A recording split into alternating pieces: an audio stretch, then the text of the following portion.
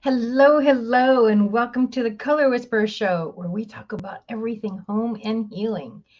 And I've got the whole screen, which is interesting. We've not done this before. Anyway, I hope you've had a wonderful weekend. Got to celebrate Thanksgiving the best way that you do. And today we're going to be talking to Reverend Debbie Grace again. And she told me they had snow. So I don't know where you are in the world, but this is California. And right now, my thing says it's going to be 74 and sunny, and I'm always cold. But anyway, I'll be going out and sitting in the sun for a little while after this is over because it's warmer outside than it is inside my house. But Devi got stuck in the snow today. They got their first snowfall. She lives in the mountains, and they got some snow. So she's excited, and it's beginning to look a little bit like Christmas for her. And so, yes, we're going to be talking about some very interesting topics. She's always great to enlighten us into some things that I don't know that we think about very much. I know she always challenges me, and that's what we've got going on. So, let's see. We are going to be talking about Christmas pretty soon. I'll put together some Christmas tips and decorating for Christmas one of these weeks coming up. Do you have any questions? If you have any questions of things that you're stuck with or you want to know about, somewhere out there I've got a video that's called Decorate for Christmas. And we did like 10 different trees. It was really cool. I don't know if it's still out there on YouTube somewhere or somewhere in the Ethernet. I'll have to go check that out because that might be really cool to have up again. But it's out there somewhere. And it was a lot of fun making it. We just had all different kinds of trees, different themes. And, I like to encourage people to be creative when you're putting together your tree. Uh, Years ago, I was at the botanical garden near me. They had these gorgeous leaves. And they had gilt around the edges. And I mean, there's some that you see that, the gold leaves, and those are okay. But these were way more interesting than those. I mean, those are nice. And I have some of those. But these had all kinds of rusts and golds and greens and, all my colors. And so I found them and I was like, I bought what I could. And at the time I had a little tree. So it was fine. I think I bought maybe 20 of them. Maybe it was 15. But I fell in love with them. I said, what am I going to do? I love these. So I found some other things to go with it. And that became my tree. And so it doesn't have to be traditional. It was a very untraditional Christmas tree. They have some very untraditional ones where you hang them upside down. We did some where there was on a wall, you can do like a flat Christmas tree. Maybe you have a small space. Tiny houses are the rage, right? So what do you do when you have a tiny house, and how are you going to put a big Christmas tree in it? So you do a two-dimensional Christmas tree, and you can use tinsel or lights and create the outline of a tree on your wall. And then you can take some tape or some little text and put your ornaments up within it. So that's a fun tool. And sometimes you don't need to have a big tree, It's great when there's little kids, but as we get to be older, it's like, do we want a big tree? Do we need a big tree? If it's just you, maybe there's nobody coming over. Maybe you're going over to other people's house. A friend of mine, she just posted she had a little tree. It was about 3 feet tall. She sits it on a little table. That's all she needs. Last year, I was a bit of Scrooge isn't quite right. I just didn't have any Christmas spirit. Scrooge means you didn't want to spend any money and you're cold, and I just didn't have any Christmas spirit. I wasn't taking it away from anybody. I just didn't have any. And so I went out and I just got a pre-made tree and I stuck my angel on top of it. And it was like a little 3 foot tree. And I'm like, that's good. I'm done.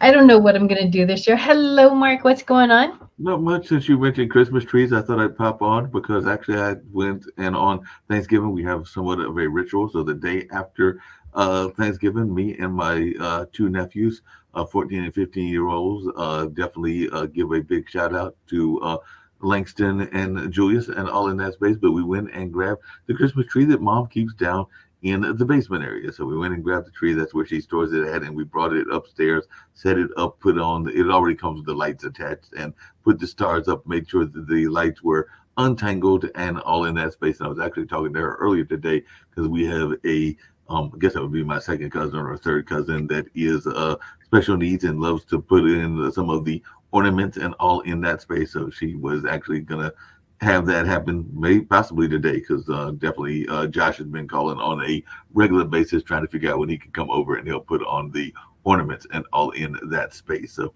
that's what's going on. I was thinking about that as you were talking about the weather, because we're actually having a mild day. I think it's supposed to be up in the 60s, but we did get down to some cooler temperatures in the lower 30s. I don't think we might have even hit around the Oh, high 20s and everything, but that wasn't on Thanksgiving. Thanksgiving was definitely mild and everything, but definitely the I last don't couple of weeks. understand that number. That doesn't compute with me. I just that doesn't work.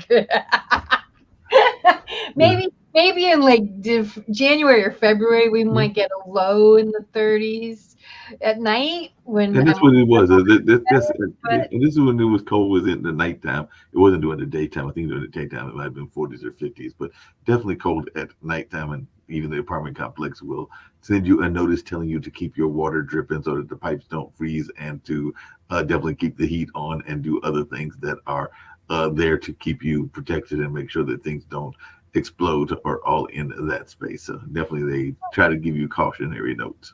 you leave the water dripping. Yes. Okay, so this is like such a little like my brain just exploded. Okay, because here in California, if you left something dripping, then you're like horrible because there's always a drought, and like you don't want that at all. Right.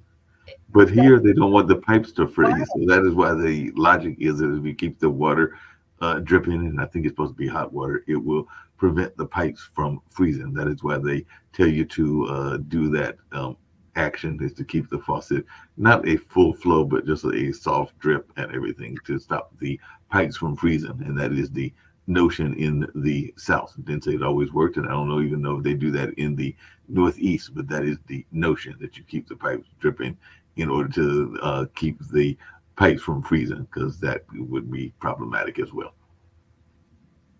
okay, so Devi is having a hard time coming in. She says studio secure. I'm Mhm. gonna give her your phone number and maybe she can call you and Okay. I'll give you her phone number Oh, and you she's here now. She her. just popped in. Found it? Okay, cool. She just popped in, even though she's not Don't on you camera. love technology? It's great when it works.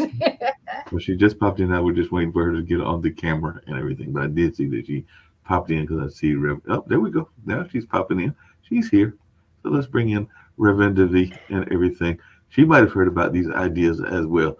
Reverend Devi, I was talking to Jeanette about the notion of letting the pipes drip, because here in the South we'll let the pipes drip in order to not have the pipes freeze, which apparently is a foreign concept to you folks in the West Coast, but it's something that we do here and all in that space. And the other thing we were talking about was ornaments, because I was saying that earlier today or last week, the day after Thanksgiving, I was spending 3 days with mom and with my brother and my two nephews and one of my cousins, and the well, it was actually the three of us, meaning myself and my two nephews. We went downstairs, grabbed the Christmas tree, and put up the Christmas tree. And I have a relative that is special needs that will probably do some of the ornaments. But the star is already up, the lights are already rotating, and the Christmas tree is Oh, in that space. So we did have it up, and mom was enjoying it because it is one of those that the lights flicker and it also rotates around a little bit as well. So she's enjoying it right now, even though she has nice. a little bit of an issue too, because her furnace. In the middle of the winter, you don't want your furnace to having problems, but she had some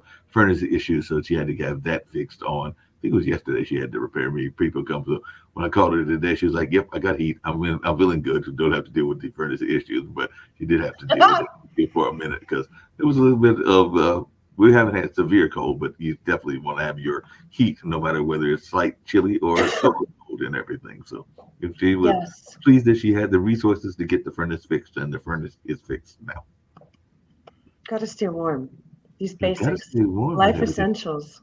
Oh yeah, definitely. Like I said, before I turn it back over to you and all in that space and Jeanette, I also have to tease y'all because maybe y'all could talk about this because one of the other things that we did was we are game players, and I think I've told you this, Jeanette, this before. So we do sometimes Scrabble, we do other games, but our latest game is spinners. We love playing spinners, and my oldest nephew beat me. I think it was him that beat me twice and beat everybody else because it was me, my two nephews playing, except for the last game because the other nephew was a little bit cantankerous and decided he wanted to go off to sleep, and we're not going to stop him from sleeping. So it was the oldest nephew, mom, and my brother. 'Cause I only have the one brother. And everything. My mom, my brother, myself, and Julius playing. So it was the four of us playing in the game, and Julius won two of the games, and me and mom were battling for last place. But in the final game, me and mom were battling for first place. Family Mom was winning time. until the last hand, and Malik was like, "You haven't won the game yet, mom, because you still got one more hand to play." And I'm thinking to myself, "I'm 35 points down. There's no way I'm winning this game, mom. You're gonna win the game." But that's not the luck of the draw. The luck of the draw was that she had a horrible hand. She got like 40 points, and I hate to say this, Reverend Debbie, I stole the victory from mom. So mom got the lost the victory and all in that space. So definitely the fates were on my side, and mom was just glad to have fun competition and to have the camaraderie. So we were enjoying each other's company, even though I hate to say it, I wasn't a good son. I stole the victory from No. Well, the traditions of Stolen. connection. That's exactly. what we love.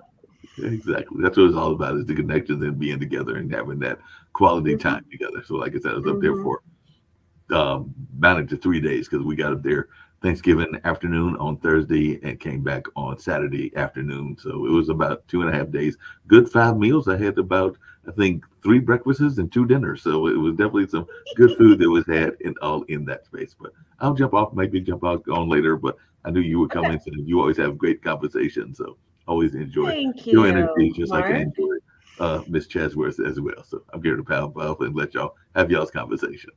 Mm. Hello, hello. Good to see you. Yes, good to be back. The girls are at it again. Indeed, indeed. And I don't know, there's so much we talk about. It's like, is there some place you want to start today? Is there anything that specifically you want to talk about? Well, Mark was highlighting the tradition of the Thanksgiving holiday, that Yes. gratitude celebration. And so Jeanette and I had the great good pleasure of being out in nature on that feast day of gratefulness in the oaks and pines and canyons. So we communed with our relatives in the natural world, the tree people, the animals on the lands. It was a gorgeous location. And so as we move closer to winter, we're getting to the very end of autumn. And of course, every December, every tradition on the planet has their acknowledgement of the season of light. And it actually begins with the Stargate. That is December 12th. It's the 12/12 Stargate. That's in 11 days. And then it starts that progression into the winter solstice. So, what I love to share with people at this time of year is maybe a spiritual deepening of their relationship to these annual celebrations, these annual festivals, and these annual opportunities to commune deeper with consciousness and deeper with our own divinity inside of us and our love and appreciation for the blessings in our life. There's so many different ways that you can celebrate the holidays, and it doesn't have to be the traditional style that quote unquote you see all the other family systems participating in. And so we keep it very inclusive of that diversification and inclusion of what brings deeper meaning for individuals at this time of the year, because the holidays can be really a great source of joy, or they can also be really, really challenging. And I respect really both ends of the spectrum, if that makes sense. Absolutely. Yeah, I was just talking before you came on. We were talking a little bit about Christmas trees and different ways to work with Christmas trees. And last year I didn't, I just went and got a little 3 foot fake one and I just put my angel on top and that was it. I didn't have any Christmas spirit. And I, decorating the house is usually the thing if I don't do anything else, that's how I celebrate, that's a big thing for me. And so it's really an important thing for me to do. And for me to not do that, that was, I just had zero spirit. So getting a small tree and just, it had some lights and it had, a couple acorns on it or something, but it was just like, yeah, it's done. Like I couldn't. So it's not, you know, there's a list that comes out on the day after Thanksgiving of all the things that have to be done, but what we have to do is the things that bring us joy. And there are times after a family member has died or maybe after a divorce, it may not feel good to be celebrating it. And then you really just have to show kindness to yourself of like, I don't have to do all this if I don't have any Christmas spirit. It's show the kindness of like, especially if it's your first Christmas without significant relative, friend, partner, whatever it is, it's going to feel very different. You have to recreate that holiday. Well, the Christmas spirit is universal, and the season of light is universal. And what you're actually talking about is honoring our human energy levels of how much we can, quote unquote, do externally to honor this really special time of year. The 1212 Stargate is less known. It's on the feast day of Guadalupe. So if you're in Mesoamerica or in South America, they know the December 12th as the feast day of Guadalupe. Now, she showed up as the mother of the roses in the desert. So that symbology of how are roses growing out of the desert is the same principle of what Christ consciousness represents. It's bringing light where there is an absence of that radiance. It's bringing consciousness where maybe there has been an experience of shadow or forgetting or amnesia or some form of trial and tribulation on the human level. So this time of year basically reminds us that the light is born even inside of the darkness. The winter solstice is the longest night of the year. And that's when the sun king, solar king, is born to the divine mother. The goddess is pregnant. The winter solstice is the divine feminine in its peak expression. And so this is when that spark of divinity within us is renewed. So the external, right, light goes down because the days get shorter and shorter and shorter. And on the shortest day of the year, the longest night, the external light is at its low point here in the Northern Hemisphere. And that's when everybody went into that deeper inner silence, went into that deeper presence of being with self, communing with self, having intimacy with self, and finding the divinity of the light within. The whole point of an external avatar, whether you call it Yeshua, or you celebrate Hanukkah, you celebrate the other messengers from the different traditions, or Kwanzaa.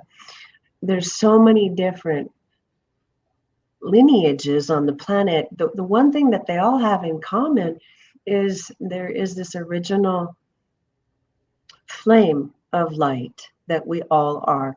And that is that universal truth.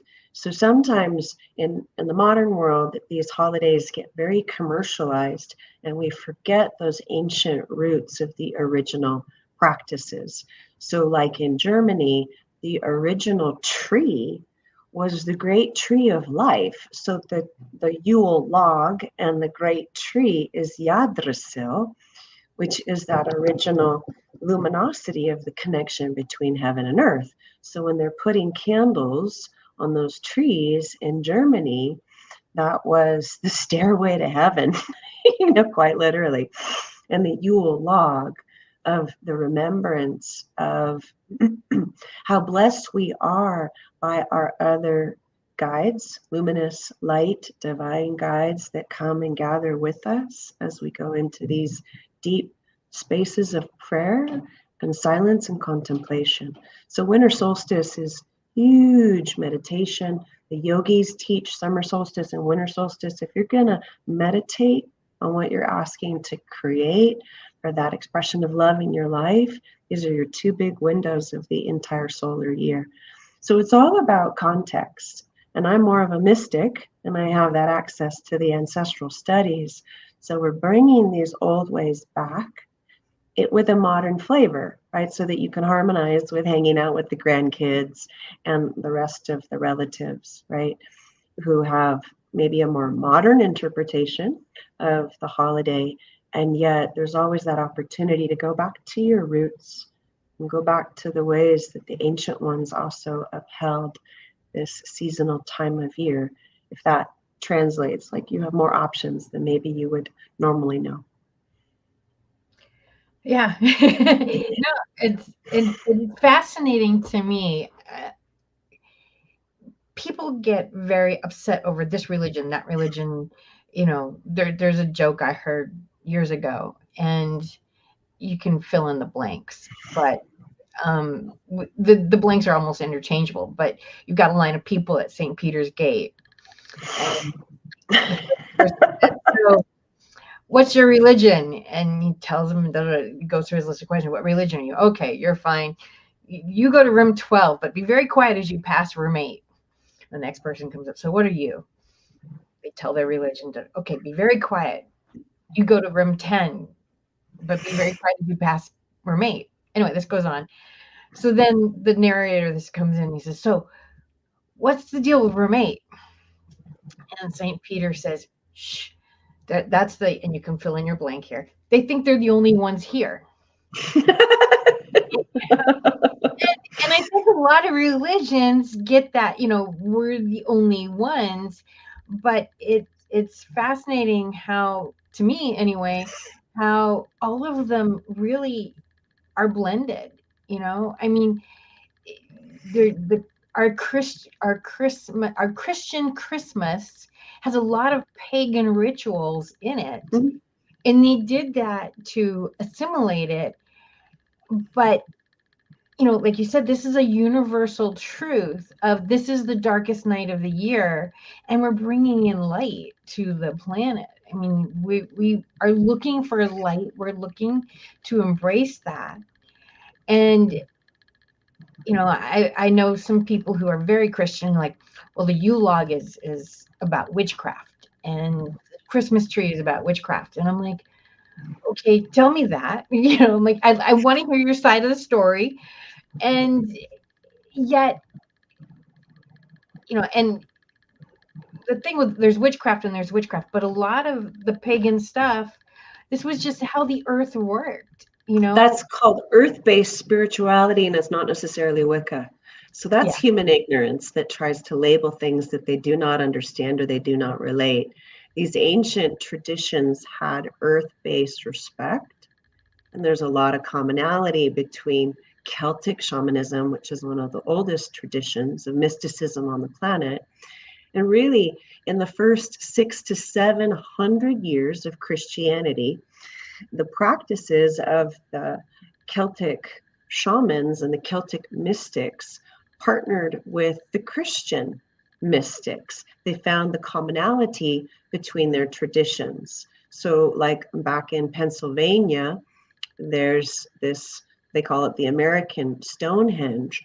and you have the beautiful Irish Celtic chapel on one part of the property, and all of these huge stone megaliths, stone circles and stone arches and stone spirals, which is the geomancy and the relationship with nature's laws and the relationship with nature's principles.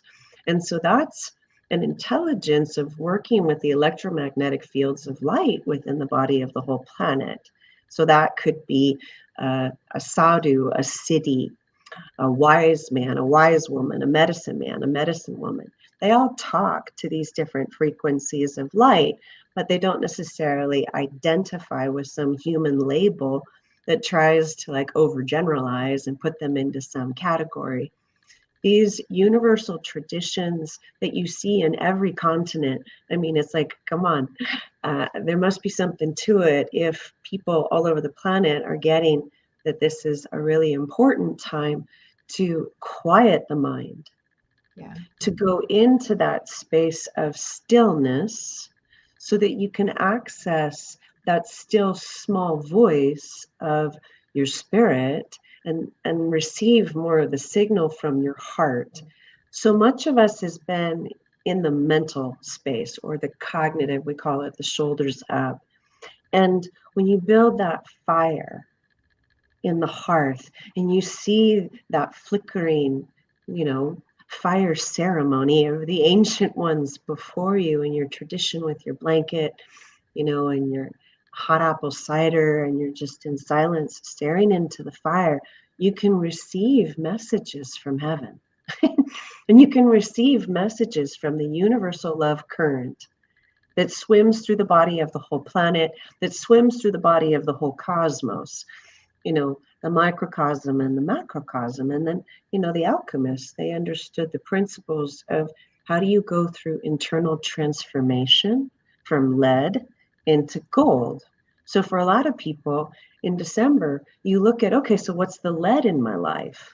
What's needing to transform or compost as all the trees are dropping their leaves and that winter frost comes in. Snow is a crystal.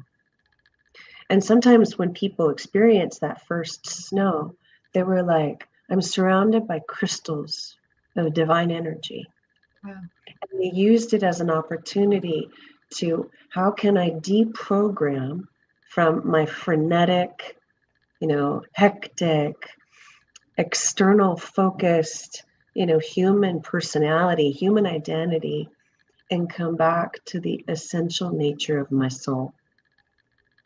And from there, give thanks for the fact that I am an embodied soul, that I journeyed from spirit into matter.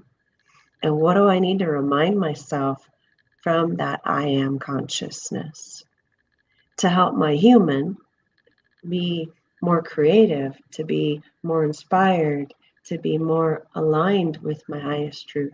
So it's the deep space of internal reflection that yields wisdom. Winter itself forces us to slow down and Yes.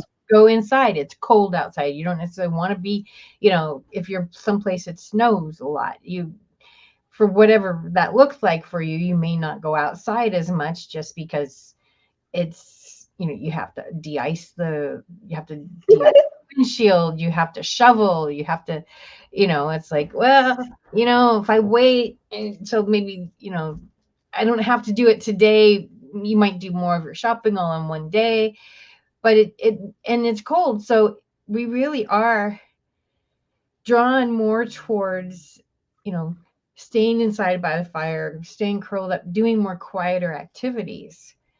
And it does, and the religious nature of the holidays, going to church on the holiday or even listening to some of the Christmas carols can be a very spiritual moment. Mm-hmm. I welcome and embrace cross-cultural. Mm-hmm. And then the interfaith movement, coexist, is very popular. Ecumenical means you're inclusive of the diversity of people's spiritual paths, and having respect and honor for Hanukkah as much as those that honor winter solstice or Yule, as much as those that honor Christmas, as much as those that honor Kwanzaa, etc., etc., etc. There is that deep space of reverence for the different practices from that space of love and acceptance, and how important that is to give that love and acceptance to ourselves. So I can use the Feast Day of Guadalupe as a beautiful example of this partnership between cultures. And if you don't remember what was going on with that historical time on the planet. I've never heard of the Feast Day of Guadalupe. Well, the most spiritually traveled place on the whole planet is her shrine down in Mexico City. Millions and millions and millions and millions of people travel to go be with the Basilica of the Guadalupe. So when she arrived, she did not announce herself as the mother of Christ.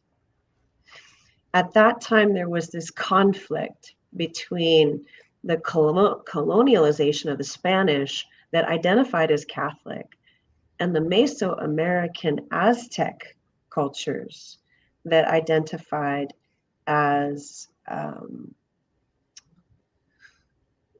the mystics of their indigenous people's practices. And at that time on the planet, there was tremendous conflict between the two different systems of relating to the divine, shall we say. I'm not even going to call them religions.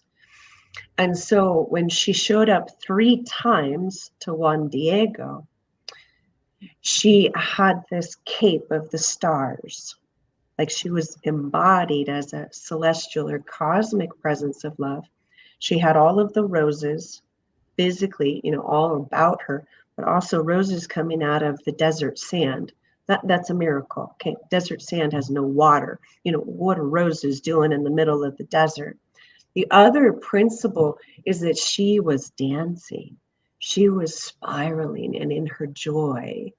And so the Aztec people did not feel threatened by, oh, this is a Christian, Madonna. They saw, oh, that is the Tonantzin, because literally where Guadalupe showed up was right on the temple, the property, right on the temple of Tonantzin. So that was the Aztec temple to the goddess.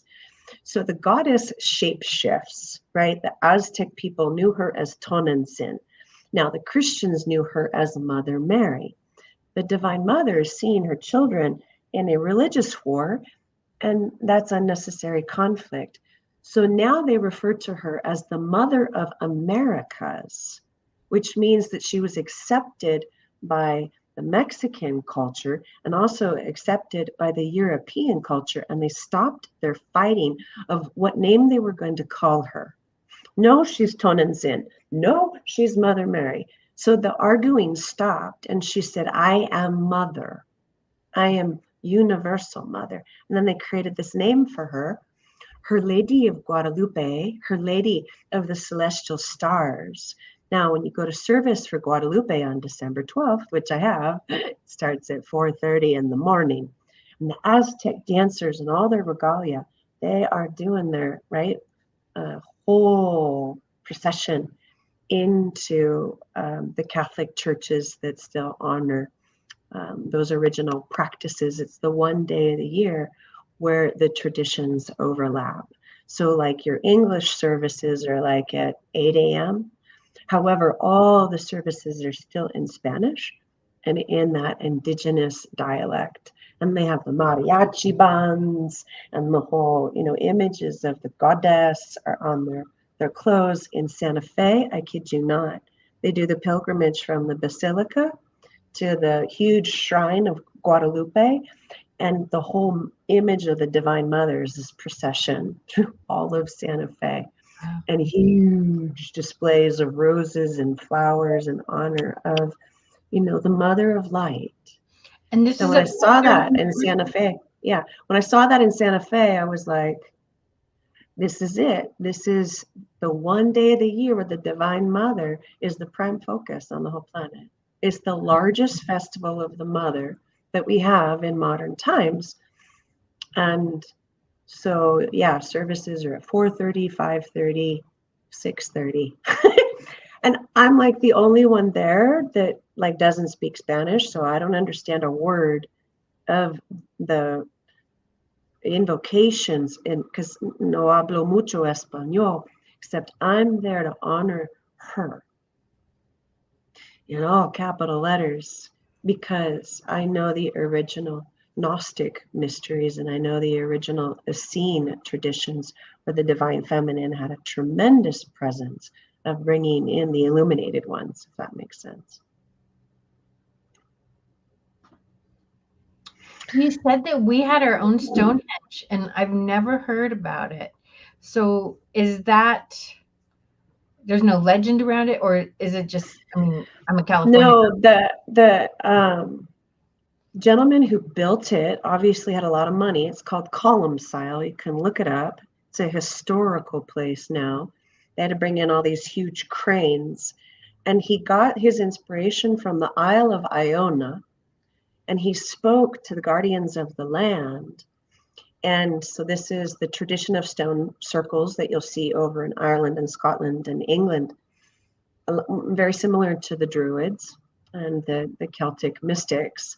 And so there's megalithic stone structures at multiple places on the property and labyrinths. And then you have the, Irish Catholic, shrine in the middle of it.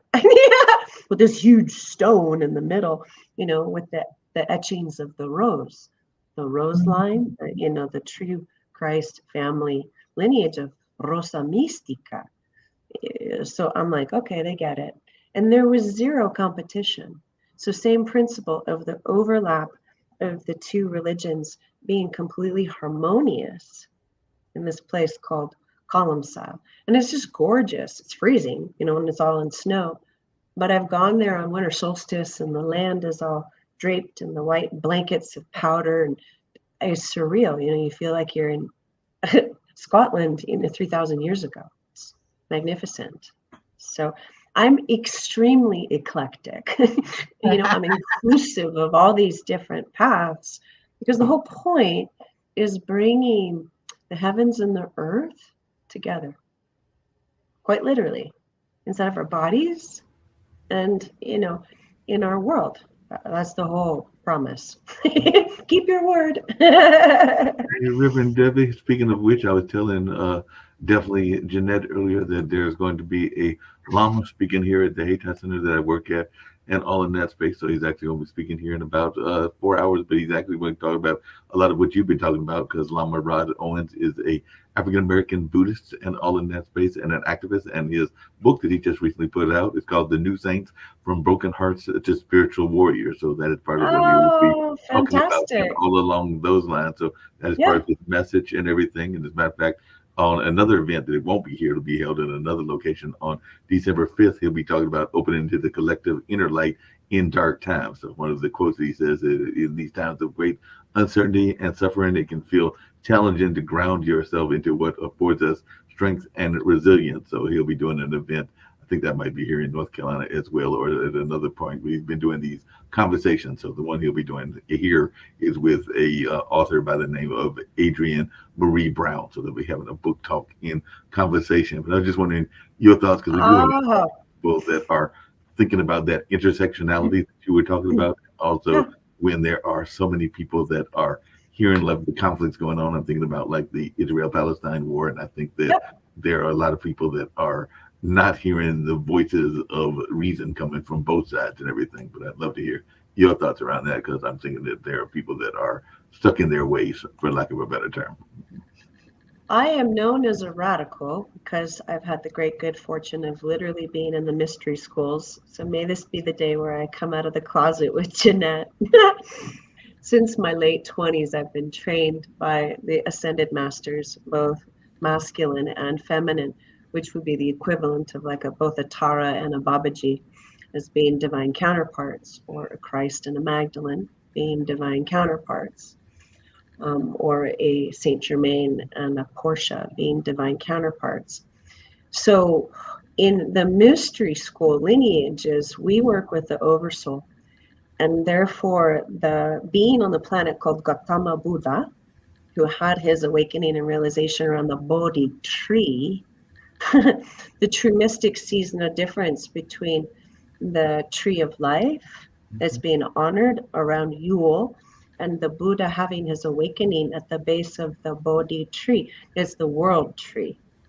And at the level of the Buddha Maitreya, which is the oversoul, which is the world teacher, then they realized that the same divinity was overriding both Yeshua and Siddhartha. Siddhartha became Buddha and Yeshua became the Christ. So actually both men experienced a transfiguration into that avatar self, and they were being assisted quite significantly by the tree of light or the tree of love, whether you call it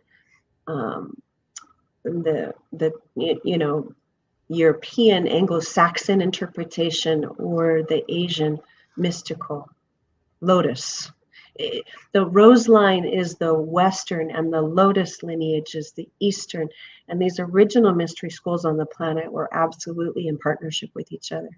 And they traveled from the different locations to commune in circles of light. So, truth be told, cat's out of the bag, all the great mystics actually partnered and learned from each other and with each other back in the day. We got to get back to that. Can you explain what the rose line means again? Because that's something new. If you look at the frequency of the rose, it's 333 hertz, and that's the highest frequency of any manifestation of nature on the planet. So high frequency flower is the rose. Now in Egypt and in Asia, the roses don't grow there. The lotus flower, though, is that beautiful blossom that rises up out of the bottom of the swamp. And then out of that darkness, this exquisite bloom, right, on the surface of the water. So it's the same principle of transcending negativity or transcending challenge or transcending samsara. And therefore, you'd see like maybe the Christ path is the rose line, and then the Buddhic traditions is the lotus line. And then I'm a hybrid, and we teach and acknowledge that these altars are universal, and it's the lotus rose lineage of Eastern divinity practices and Western divinity practices, and the universal language of love are all vibrating with those parallels, the commonalities of the principles or the core values or the universal virtues for how to go from a regular 3D human state to an awakened human divine.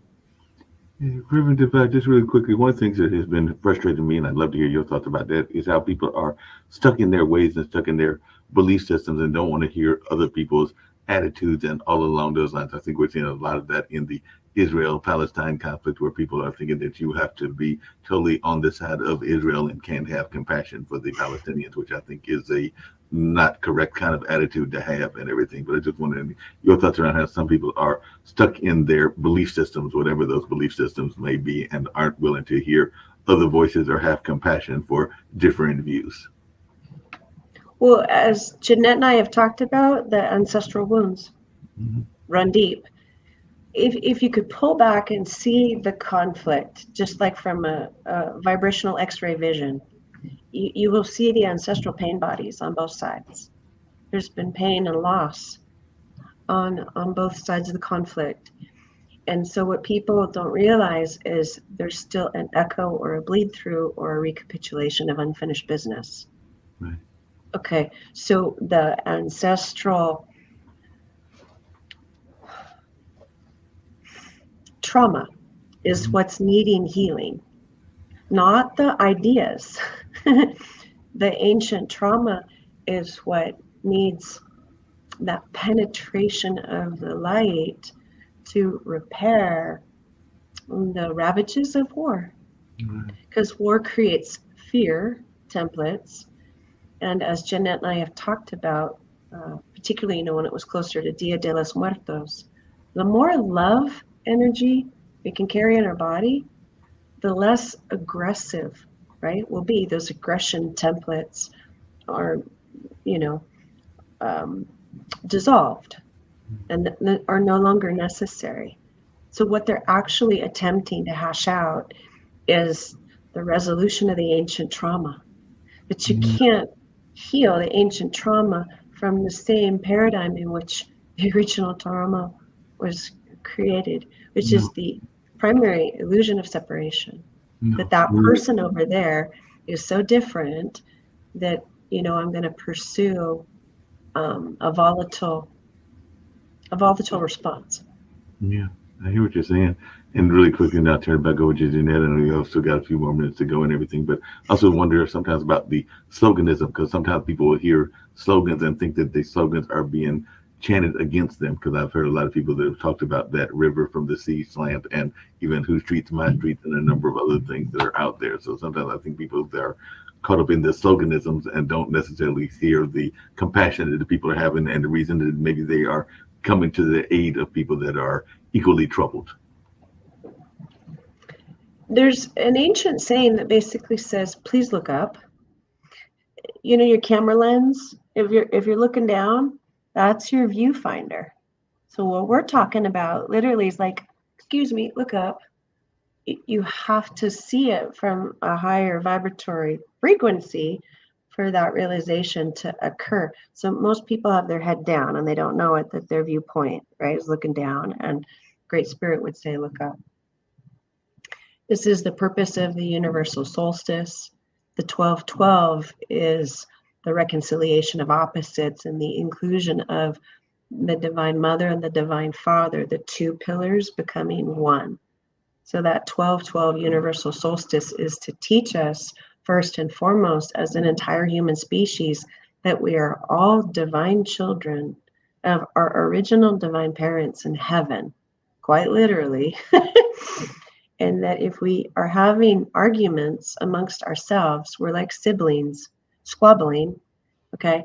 And so the 1212 universal solstice is a big reminder, like majorly look up, because you have the primordial divine feminine, primordial divine masculine that knows only love. And it will choose love even in the face of fear, which is bravery and courage and valor. So there's zero separation at the 1212. There's no fear, there's no conflict, there's no duality, there's no polarity. We have not been able to live that in our human relations. So we have forgotten that original state of at oneness. And so every universal solstice on the 1212 stargate, when these portals open, it's like humanity is being asked to remember your origins, that is beyond conflict or beyond separation or beyond competition. We've got to go back to that universal source of love. And Jeanette, says the same thing in her own language. So it's cool to have both of us here, because she reiterates these things in her heart wisdom. So, what is the significance of December 25th, as that is a day that many people celebrate? Well, if you remember that metaphor that I gave you, where there was a time on the planet where the earth-based spirituality or the mystics were in harmony and partnership with what you would call the Christian faith, they wanted to have that honorment of Christ's arrival close to the winter solstice because of the complementary parallels of the sun born and the luminous, immaculate presencing of divine universal light on earth. So whether it's the universal divine child of the primordial goddess, which some of our ancestors recognized on Yule tide, or this emanation of that cosmic Christ light, of, Yeshua's arrival to, one of the aspects of the goddess, Isis, Sophia. Okay. She's not Christian. So Mother Mary's not Christian. Okay. And she's the daughter of Isis. She's the daughter of Sophia. She's an embodiment of the Shekinah. Okay. So that's the Jewish mysticism. The Divine Mother's Shekinah, Asherah. You see my point? So the divine masculine that's born of the great divine mother. All the same things with Isis and Horus. So there's documentaries that you will see of all the parallels between Christian mysticism and Egyptian mysticism. It's the same alchemy over and over again. For those that want to see, it's there. So they're attempting to create this harmony of like, how do we get the people to all harmonize? Because they don't all have the same practices. So that's why they put their holidays to get everybody to harmonize. So let's imagine the grand symphony of light seeks harmony. Love seeks harmony and really doesn't care that this practice isn't exactly the same thing as this practice. Are you bringing more love on the planet? Awesome. Great. We're on the same page. It's really that simple. I don't mean to offend some people's, orientations. We love and respect your orientations. It's just open your heart to the inclusion of, there is a feminine Christ, the Christos, the Christas, the Christos Sophia. That's what the Gnostics knew. You see what I'm saying? It's all coming back. The academics have been saying it all along.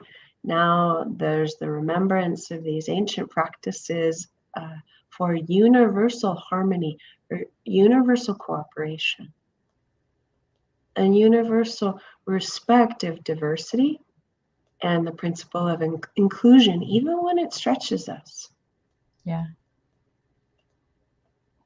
Well, and the Bible even says the greatest of these is love, right?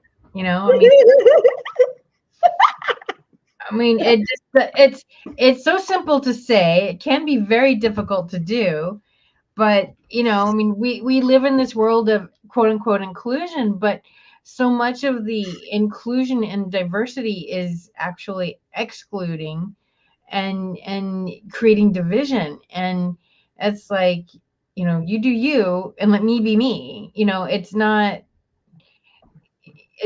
not okay. Everything has to be this way, but you can do you and allow me to be me, and we each celebrate with each other in this expression of love. And that's really what Christmas is about, isn't it? The return of that divine presence, whatever you call it, as promised. And that it's cultivated, in all the mystery schools, claim the divinity within, the I am that I am. It's pronounced differently in Hebrew. And so, people are staring at me when I'm going to, the Feast Day of Guadalupe services at 5 a.m. They're like, what that gringo doing here? She's not one of us. When they see my body pulsing to the Aztec dancers, they're like, oh, she gets it. At first it was like, we can do that one of these years.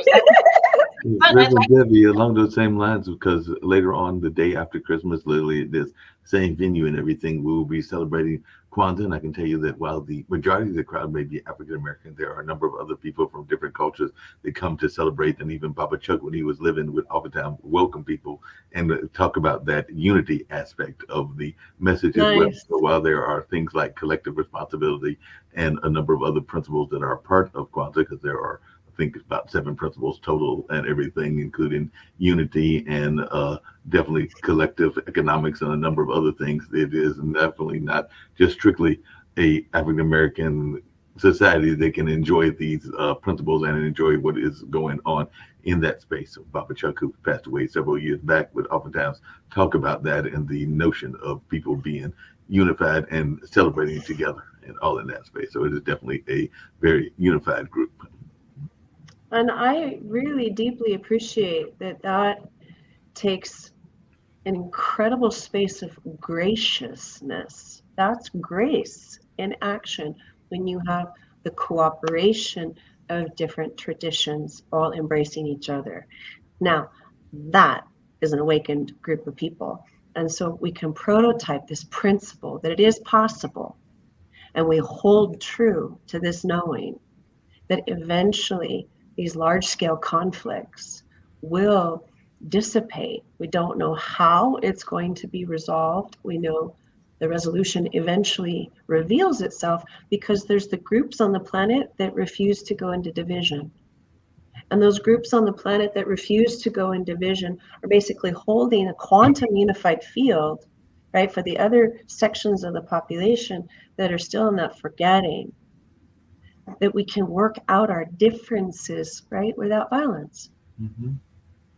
Yeah.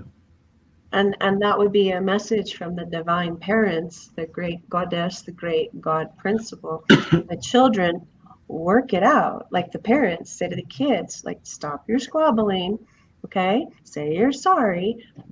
Can both sides eventually say, I apologize, because both sides, right, did something, that was, raucous, or what it like, it takes two to tango, both kids apologize, and then we grow up. So that's where the planet is evolving, where we transcend, right, in this long-standing warfare. Yeah. And it doesn't have to mean that you're a peace activist, because people don't necessarily identify. It's like, just because I'm respecting all faiths and traditions doesn't necessarily mean I'm out there as a peace activist, because this is just basic common human decency. It's like, hello, compassion is the universal heart.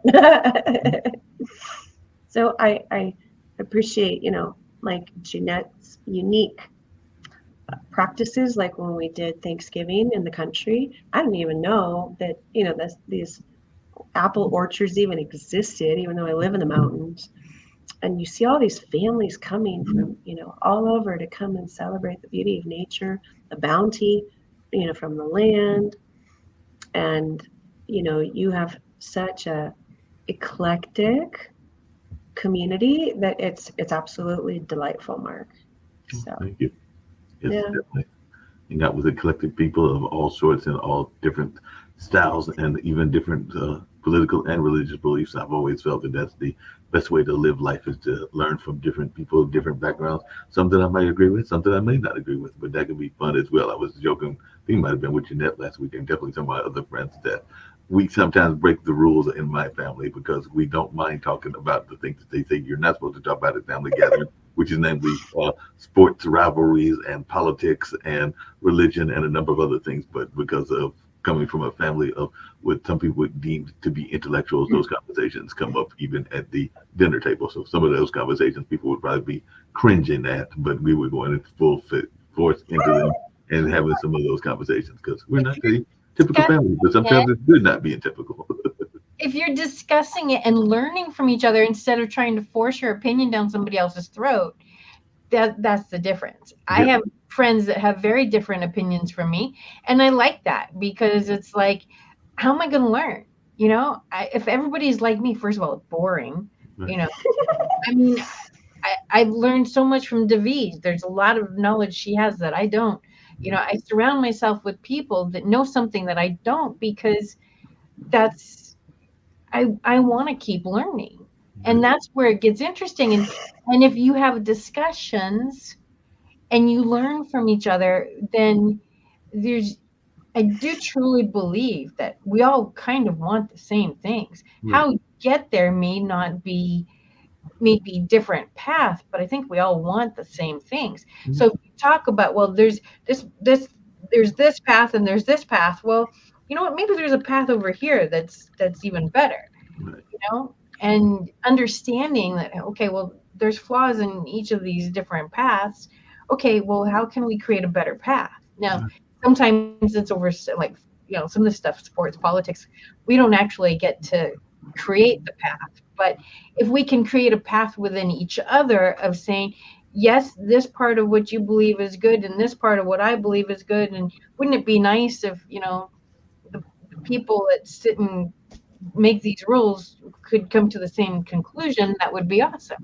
One of the interesting things, and I've had some friends that have done it. I've not been bold enough to do it, but there are some people that get triggered, and I just use that term, by folks that come to them that have a different religious view, and all of them. I'm thinking about like the JWs and even the Seventh Day Adventists. But I've had some friends that literally have told me that they have invited them in for dinner and for lunch and for discussion and everything. Not necessarily saying that they were going to change their views, but they just want to Yeah. hear their views and all along those lines. So I have not done that as of yet, even though I've had those knocks on my door, even people that have wanted to invite me to more traditional Christian churches as well. But hey, maybe one of these days, if the house is neat enough, which it isn't right now, I'll invite him in and we could have a sit down Like, over a glass of tea or something along those lines. But it can actually The add to some principle of interesting conversation. curiosity yes, is precious.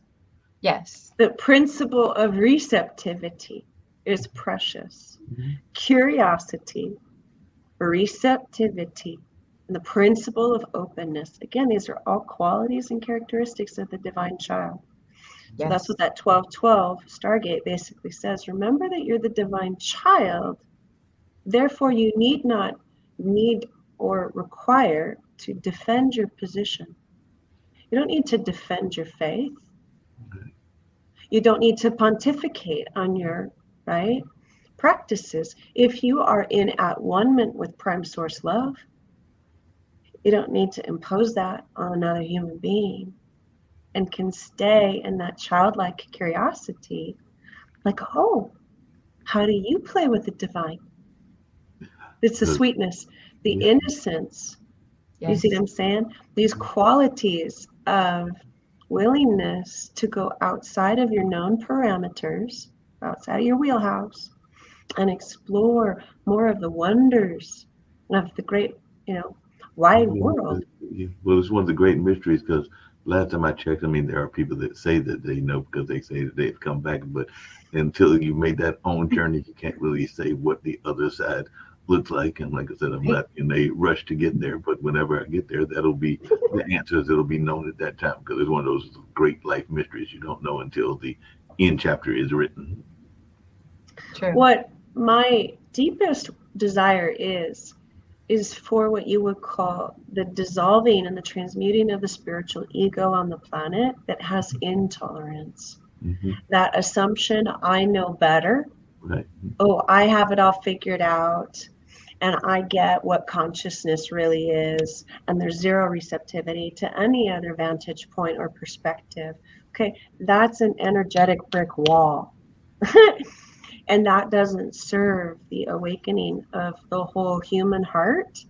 Okay, because you can't possibly assume that one person's got it all figured out, because that is hubris or that is arrogance. And there's been a lot of quote unquote individuals who assume they're spiritually awake, and yet they're very set in their modalities. And if they don't practice receptivity to other avenues of connecting with source consciousness, okay, then they're not fully awakened.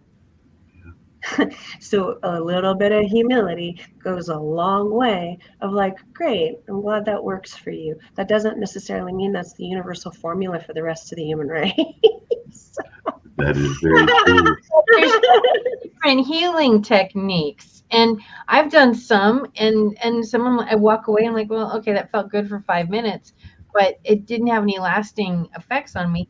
Other techniques I've used, it's like, whoa, like that was incredibly powerful. And I think that there's a lot of teachers out there of whatever it is we're looking at, and some of them are just kind of like, here you go. If you get a morsel, great. And others are like, I really want to I'm really want to expand you. So it's our job to be open to listen to, okay, teach me what you can. Some person it may just be, okay, I got a kernel. Some person it may be, whoa, you blew my mind.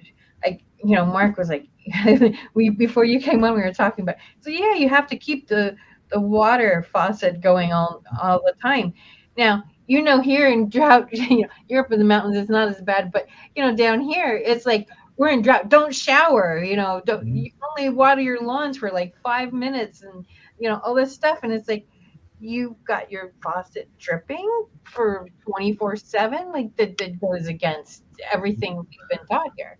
Well, to be clear, it's not always 24/7. It's usually overnight, and the notion is that you are stopping it from the pipe Even still, freezing all in Freezing. that space and all along those That's lines. that's a symbol though of, one practice makes sense in this context, another practice does not make sense in Yeah. this context. right, So what we're inviting and calling forth as like an awakening principle is embracing the great unknown, even if that constitutes having to exercise curiosity and the humility in the face of a different tradition that may be communing with the universal light current in a different way than you were modeled, taught, right, or conditioned to believe. The prime example of this is Dr. Eben Alexander, the Harvard neurosurgeon who was an atheist, okay, and then had this rare disease and then went into a coma and had the full near death experience and came out the other side and basically said, uh, I'm no longer an atheist because heaven is for real and everything they taught me in medical school is wrong. So when you have people like Dr. Eben Alexander, right, he couldn't even sustain his marriage because his wife couldn't even relate to him. He did a 180, okay, died, 180, came back and was like, oops, sorry, I apologize. I was wrong. That admission of him being off the mark was so threatening that it cost him his marriage. Right. It didn't cost him his dharma because he is now a Harvard neurosurgeon that basically said, I was blind, but now I see Mhm. because I've been to the great beyond. You see what I'm saying? So Yeah. the more people can have that willingness, would you like to wake up beyond your known reality? If you think you're so awake, would you welcome an even deeper awakening that would, take you into full samadhi? Have you experienced samadhi? You see what I mean? Yeah, you're awake, but have you gone into full samadhi? You see what I mean? There's gradations and there's always more room to grow and expand. There's no Yep. limit to our capacity to awaken, to communion with the ineffable one source of all that is. Yeah. So humanity has a lot of room that it can expand into deeper states of awakened, embodied consciousness. And that's what the winter season of light is about. Yeah. It's a personal, intimate communion with that awakening principle. Yeah. and on that note, Devi, I want you to give everybody how they can contact with you, and a couple of final words, and then we will go to our commercial. And which Well, I we steward the Divine Union Academy for supporting individuals, divineunionacademy.com. When I work with businesses, organizations, couples, and families, that's more the divineunionfoundation.org. I partner with Ancestors Within, so you'll find me on Amazon, author, Ancestors Within, and also Beyond Being Human for ancestral healing. And what I love about this collaboration with Jeanette is I'm all about co-creation and especially the co-participation and the collaboratory between her wisdom and my wisdom and the combined wisdom of being messengers together. So a blessed 12:12 to you all at exactly 12:12 p.m. in Pacific Standard Time Zone for 11 days from now. Woohoo! yay. And Mark just wrote something, and Mark, it's too small. I can't read it. So if it's something we need to know, No problem. I'm just gonna let y'all know. Well, a couple of things. One, I was just thinking about what you said because yes, we've had droughts as well. So there are times that we are told the same thing as y'all are, which is to be conservative with the water. Because there have been times, even here in North Carolina, that has happened just like it has in California. But this is more of a winter tradition that I was talking about before and everything. But what I was saying is that I actually have two commercials for you because I have our usual Can Do Spices and everything, but I am part of a talent showcase and all along those lines, and they will be doing an event on the 10th. So I figured we close out with both Can Do Spice and also a little music because we've got an event that is I am part of that'll be on the 10th. That is a talent show where the winners get to go to the world famous Apollo and all in that space. But you'll see what it's all about when I can take your place right after Can Do Spice. So it's all right with you. I'll go to those two commercials right now. Sounds great. You know how people love to enjoy food and don't understand how to flavor their food or how to replicate a meal? They're interested in supplements but don't know where to begin? Well, what I do is I take the guesswork out of enjoying flavor and wellness with my flavorful spice blends so that they can create delicious meals with healing benefits. Can Do Spice was created to help cooks at any level enjoy healing through food. Every spice blend was designed to give added health benefits of natural herbs. Every blend is complete. There's no need to add any additional spice for a delicious meal. Saving you time and money while adding supplements to your meals can be both tasty and fun. My earliest memories in the kitchen began with my father, Kenny Can Do Bond, so it was fitting that I would name this line after him. I have always looked to natural remedies to supplement the body, and I found myself hiding herbs and minerals in foods for my family. That's when it hit me. Everyone needs Can Do Spice. Everyone should be having this. It's an exclusive brand for cooks at any level who want to create flavorful dishes with healing benefits that can satisfy the body and soul. Add a little spice to your life. Give Can Do Spice a try. Are you ready? We're talking about the much-anticipated Road to New York National Talent Competition Tour, December 10th at 6 p.m. at the Reedsville High School Auditorium. Brace yourselves for a spectacle of talent, passion, and spirit that is about to take center stage. A show that's set to redefine the meaning of talent. Musical tribute to Patti LaBelle and Luther Vandross. Special recognition and award to the legacy of Reedsville football. Special guest, the Jubilant Gospel Singers. And the cast that makes it all happen, the Sandman, the band, the model Deja, Mark Lee TV show host, and Captain Newborn senior producer. Imagine a stage where dreams meet reality, where passion meets performance, and where talent meets opportunity.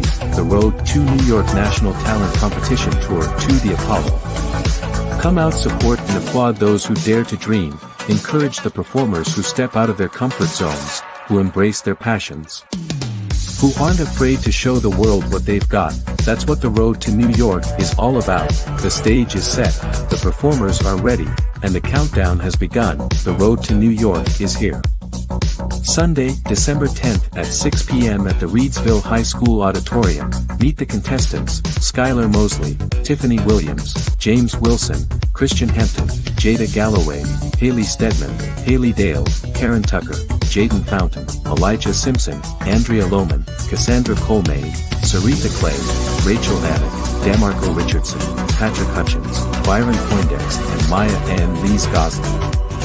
Special thanks to all our sponsors: Next Level Veterans, Eden's Own Journal, the City of Reedsville, North Carolina, Reedsville Chamber of Commerce, Pelham Transportation Corporation, Best in Show, Eden Chamber of Commerce, Rockingham County Economic Development, Small Business and Tourism, and the Cutting Room Barber Shop, City of Eden and Rockingham Community College. The Road to New York National Competition Tour has arrived, so buckle up and get ready for a ride of a lifetime. Sunday, December 10th at 6 p.m. at the Reedsville High School Auditorium. Admission, adults $20, students $15. It's an event that promises to leave you inspired. See you there.